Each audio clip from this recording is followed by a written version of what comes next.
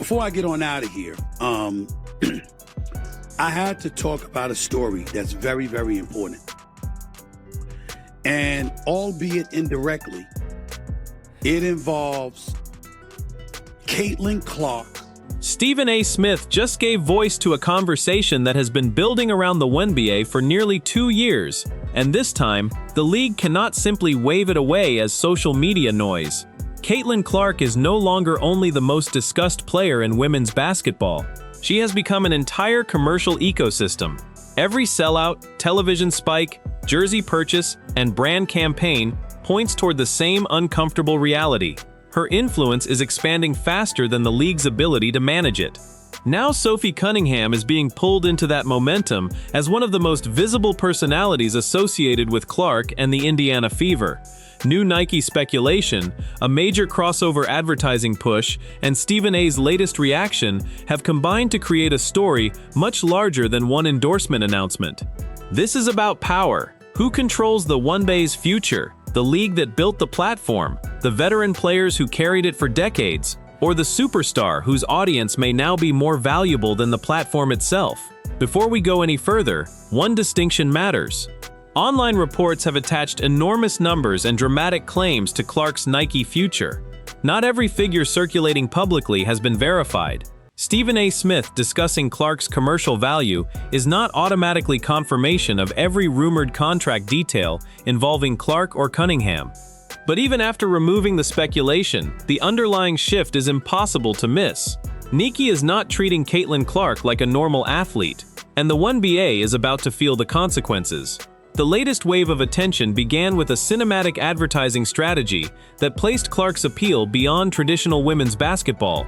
Instead of limiting the campaign to familiar Wnba names and league-centered imagery, the marketing leaned toward mainstream culture, music, football, celebrity, and the type of audience that may never have watched a full Wnba game before Clark arrived. That choice carries a message.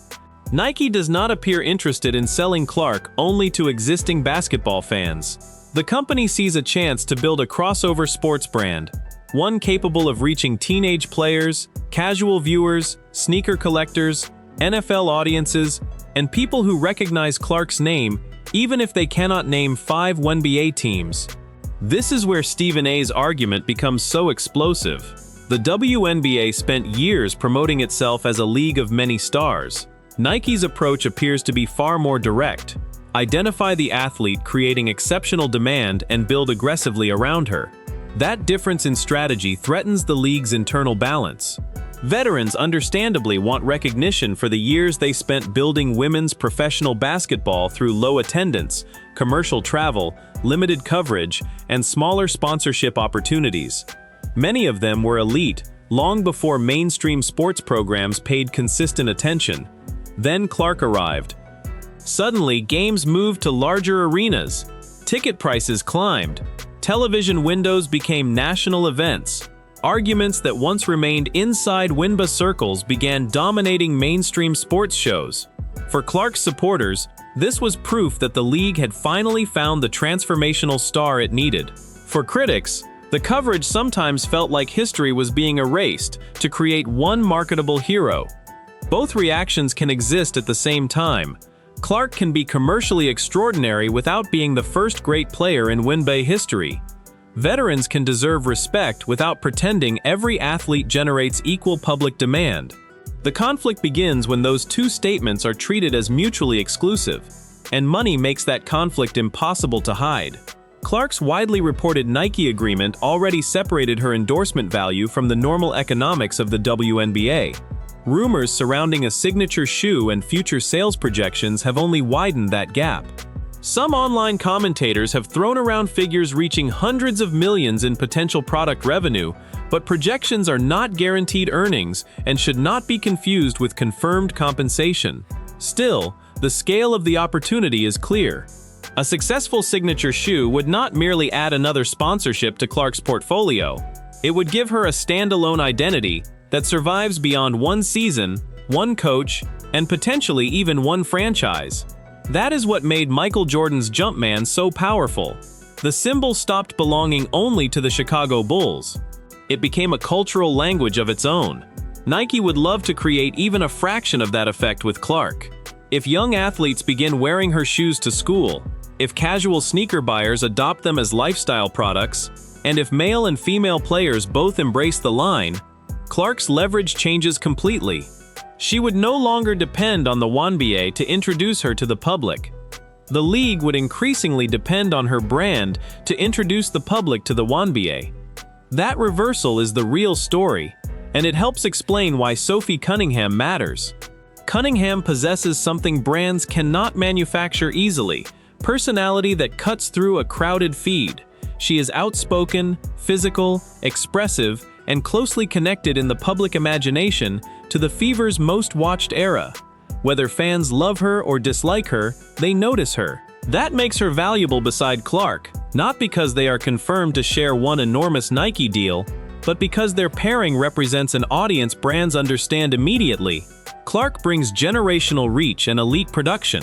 Cunningham brings edge, loyalty, and viral personality. Together, they create a marketable story: the superstar and the teammate willing to stand beside her when the league becomes hostile. That narrative is stronger than a conventional advertisement because it already has heroes, critics, conflict, and emotional investment. Brands do not have to invent the drama. Fans have been building it for them.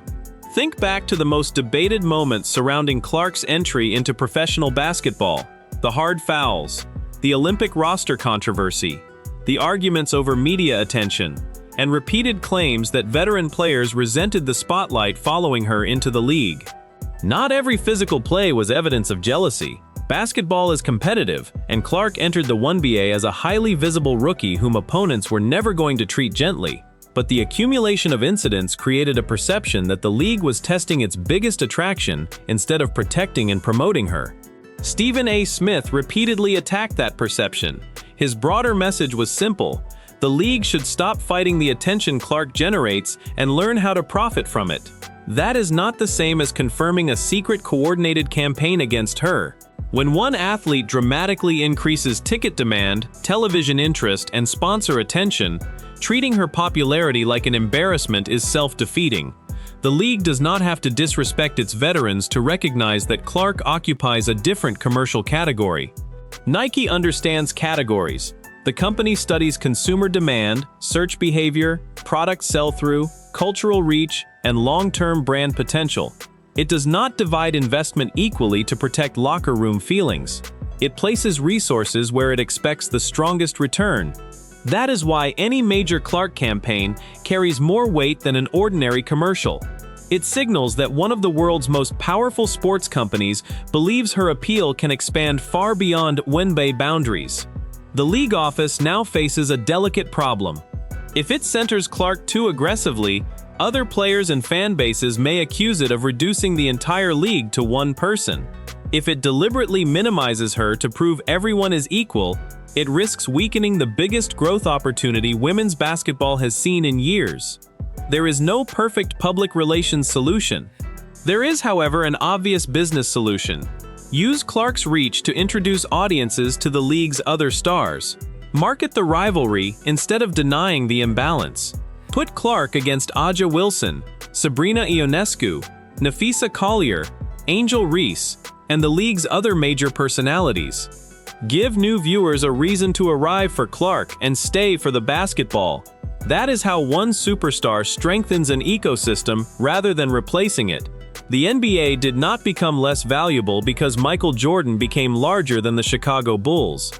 His fame created new fans who eventually cared about other players, teams, and rivalries. Tiger Woods did something similar for golf. Serena Williams brought audiences into tennis who might never have watched otherwise. Transformational athletes create imbalance before they create expansion. The Wnba's challenge is surviving the first stage without turning its internal anxiety into public self-sabotage. This is also why the upcoming signature shoe conversation matters. A signature sneaker is one of the clearest signals of an athlete's cultural standing. Performance matters, but so do identity, storytelling, and the belief that consumers will attach themselves to the player year after year. If Clark's line launches at the scale analysts expect, the WNBA will experience a new kind of visibility. Children who never watched Iowa or Indiana may recognize her logo. Sneaker channels will discuss colorways. Resale markets will measure demand. Sports fashion coverage will keep her name circulating even when she is not playing. That kind of reach changes negotiations. Networks know which games attract audiences. Sponsors know which athletes move products. Arenas know which player creates lines outside the building. Every future conversation about media rights, salaries, scheduling, and marketing will be influenced by those numbers. The Wnba can insist that no player is bigger than the league. Economically, however, the league must confront what happens when one player becomes responsible for a disproportionate share of its new attention. That does not mean Clark can dictate every decision. It does mean ignoring her value would be reckless. There is also a more uncomfortable layer to this discussion: race and recognition. The Wnba was built largely by black women, many of whom played at an elite level without receiving the commercial rewards now following Clark. Some longtime players and supporters understandably question why corporate America suddenly discovered women's basketball when a white star from Iowa became its leading attraction. That question deserves a serious conversation, not a dismissive slogan. At the same time, commercial demand cannot be explained by identity alone. Clark's historic college following, deep shooting range, record-setting production, style of play, and timing all contributed to her rise. Fans did not purchase tickets simply because marketing executives told them to care. They were already watching in enormous numbers. The most productive response is not to deny the inequality or punish the athlete benefiting from it. It is to use the new revenue and attention to improve conditions across the league. Higher salaries, better travel, stronger facilities, larger staffs, and greater marketing investment for more players. Growth does not become fair by making the biggest attraction smaller. It becomes fair when the opportunity she creates is converted into lasting progress for everyone. And this brings us back to Cunningham. Her value in this story is less about a confirmed shared contract and more about alignment. She represents the teammate who publicly understands Clark's influence, matches the emotional intensity of her fan base, and refuses to apologize for enjoying the attention around the fever. That pairing can become commercially powerful even without a joint signature deal. Campaign appearances, apparel collaborations, social content, and team-centered promotions could all capitalize on their chemistry. But claims must remain tied to evidence. A viral title saying Stephen A. Smith confirmed a new deal may generate clicks, yet if no direct announcement exists, the audience eventually notices the gap. Curiosity brings viewers once, credibility brings them back. The stronger story does not need fabrication. Caitlin Clark is already transforming the financial conversation around women's basketball. Sophie Cunningham is already benefiting from unprecedented visibility beside her. Nike already has reason to invest heavily in the audience Clark commands. And Stephen A. Smith has already made the larger business case for the Wnba to embrace rather than resist its most marketable star. Those facts create enough tension on their own. The upcoming season will show how the power shift plays out on the court. Opponents will defend Clark physically. Every hard foul will be replayed. Every whistle will be debated. Every interaction with Cunningham will become content. Every marketing announcement will be interpreted as proof that Clark is separating further from the league around her. The pressure will not only fall on players. Officials will be accused of either failing to protect Clark or giving her superstar treatment. Coaches will be judged on whether they maximize her talent. League executives will be forced to balance longtime supporters with millions of newer fans who arrived specifically for her. And Nike will continue watching the numbers. That may be the most important point of all.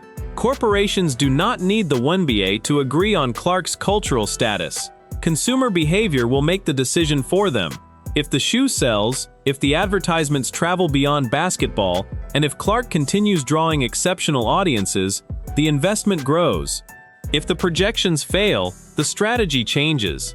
The market will deliver a verdict more powerful than any television debate. So no, one commentator's reaction does not confirm every rumor circulating online. And there is currently no reason to present every dramatic figure attached to Clark and Cunningham as established fact. But the Wnba is still entering a new era, one in which its biggest star may possess more individual cultural leverage than anyone the league has previously managed. That is why this moment feels enormous. The question is no longer whether Caitlin Clark can become the face of the Wnba. She already occupies that position for much of the new audience.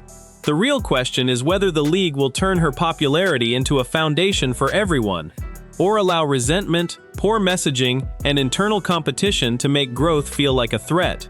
What do you think? Should the Wnba build its marketing more aggressively around Clark, or would that unfairly overshadow the stars who built the league before her? And do you believe Sophie Cunningham can become a major crossover brand alongside Clark? Drop your take in the comments. If you want more Caitlin Clark and Wnba coverage that separates confirmed developments from viral speculation, like the video, subscribe, and turn on notifications. Because if Nike's next move is as large as the industry expects, women's basketball may never operate the same way again.